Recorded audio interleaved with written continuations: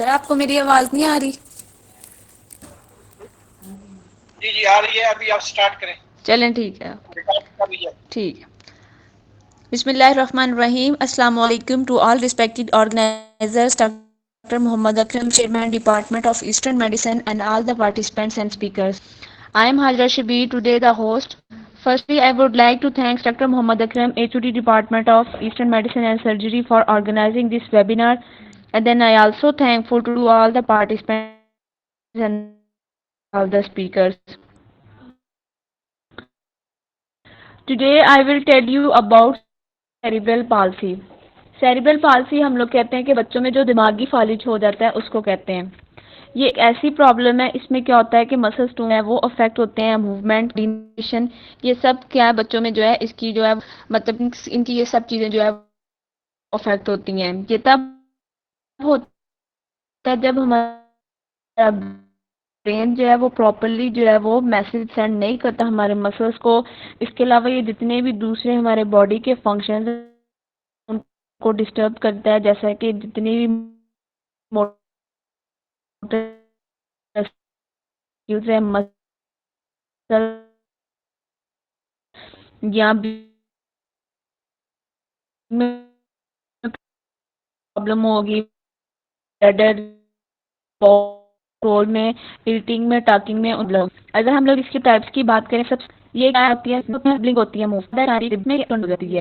इसकी कॉज करें तो जब बच्चे का जो ब्रेन है वो बिल्ड होती है बिफोर बर्थ या इन्फेंसी में। और ये किस वजह से हो सकता है कि कोई भी वो जो है ड्यूरिंग इन्फेक्शन अगर हो गया, मतलब कोई या प्रॉब्लम्स वगैरह इस वजह से, या जो है अगर तो वो कोई भी स्ट्रोक वगैरह हो गया है आफ्टर बर्थ वो, इसके अलावा अनट्रीटेड जॉन्डिस या कोई भी जेनेटिक डिसऑर्डर हो सके।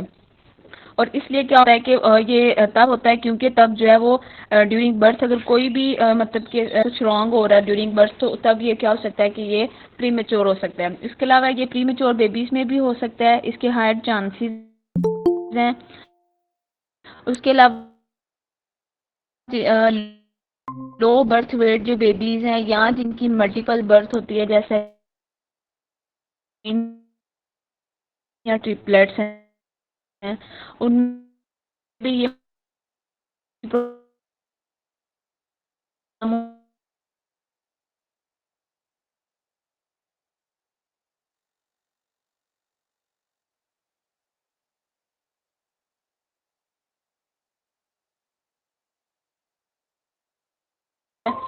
उसके बाद ये है कि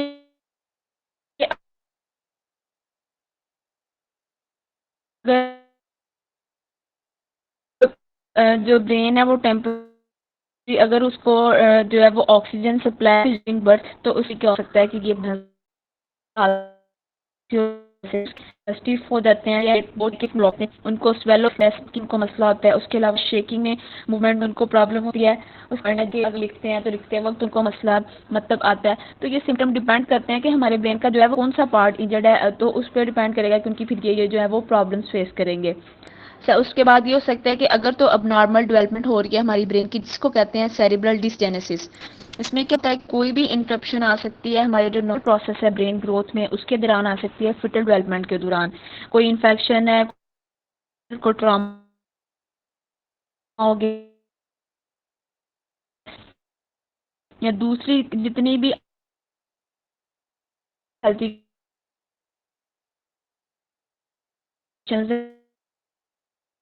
में वो क्या कर सकते हैं प्रॉब्लम का खास कर। उसके बाद अगर ब्लीडिंग है ब्रेन में, जिसको हम कहते हैं, ये ब्लीडिंग जो है तो बेबी को क्रोमोसोम में, क्योंकि ब्लड क्लॉट्स ब्रेन की तरफ ब्लड जरा वो जोड़ते हैं, तो हम लोग मेटल हाई दौरान फेस हो जाता है और स्ट्रोक के साथ। उसके बाद यह है कि स्वेर जो है वो ऑक्सीजन सप्लाई जो है वो ब्रेन में वो जो है वो कम हो जाती है, जिसको हम लोग एस्फेक्सिया भी कहते हैं। इसमें क्या होता है कि ऑक्सीजन सप्लाई जो है वो ब्रेन में कम होती है, इंटरप्शन आ जाती है, जिसकी वजह से ब्रीथिंग जो है उसमें भी प्रॉब्लम हो जाती है। अगर तो ऑक्सीजन की सप्लाई जो है वो कट ऑफ हो गई है या कम हो गई है लेंथी पीरियड्स के लिए, तो इन्फेंट का जो ब्रेन है उसमें जो है वो उसको ये प्रॉब्लम फेस करना पड़ेगा, जिसको हम लोग कहते हैं कॉर्टेक्स को, और जितने भी एरियाज हैं ब्रेन को उनको क्या करेगा ये अफेक्ट करेगा। का। उसके बाद ये है कि ये जो मसले ये है इसकी वजह से ये प्रॉब्लम को स्वेयर मैटरनल ब्लड प्रेशर अगर है या यूट्रस का रप्चर वगैरह हो गया या डिटैचमेंट हो गया प्लेसेंटा की या जितनी भी प्रॉब्लम्स है एम्ब्लाइकल कॉर्ड में या स्वेयर ट्रॉमा सर्जरी की वजह से ये है ये तब जो है ये मसला जो है वो हो सकता है। अगर हम लोग बात करें कि कौन कौन सी कंडीशन है जो सेरेब्रल पाल्सी के साथ एसोसिएट करती हैं, सबसे पहले उसमें आ जाता है इंटेलेक्चुअल डिसेबिलिटी। इसमें क्या होता है कि मेंटल इम्पेयरमेंट बहुत कॉमन है।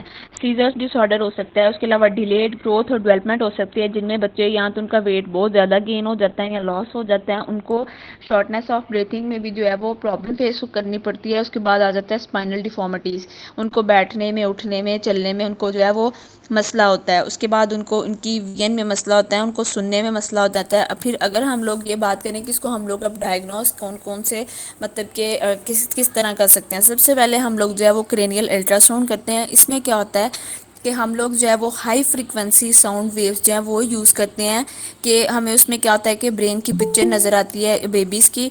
देन हम लोग वो अंदाज़ा लगा सकते हैं कि ब्रेन का कौन सा पार्ट जो है वो अफेक्ट है। उसके बाद आ जाता है कंप्यूटर टोमोग्राफी जिसको हम लोग सीटी भी कहते हैं। इसमें हम लोग एक्सरेज यूज़ करते हैं इमेज को क्रिएट करने के लिए, जो है वो ब्रेन का स्ट्रक्चर है उसमें हमें नज़र आता है कि कौन सा पार्ट जो है वो डैमेज है। उसके बाद मैग्नेटिक रेजोनेंस इमेजिंग है जिसको हम लोग एमआरआई भी कहते हैं। इसमें भी हम लोग जो है वो मैग्नेटिक फील्ड्स या रेडियो वेव्स यूज़ करते हैं कि उसमें हमें जो है वो एनाटॉमिकली पिक्चर जो है वो ब्रेन या टिश्यूज़ की जो है उनके स्ट्रक्चर्स की नज़र आती है। इस तरह हम लोग देख सकते हैं कि हमारे ब्रेन का जो है वो कौन सा पार्ट जो है वो अफेक्ट है और कौन कौन से उसके बाद हमें जो है वो मसले मतलब कि फेस करना पड़ रहे हैं। उसमें हम लोग उसकी जो लोकेशन है टाइप का डैमेज है वो हम लोग जो है वो चेक कर सकते हैं through CT scan. Thank you. Now I would like to call doctor Fatima, please share your knowledge about ajwain, please Fatima.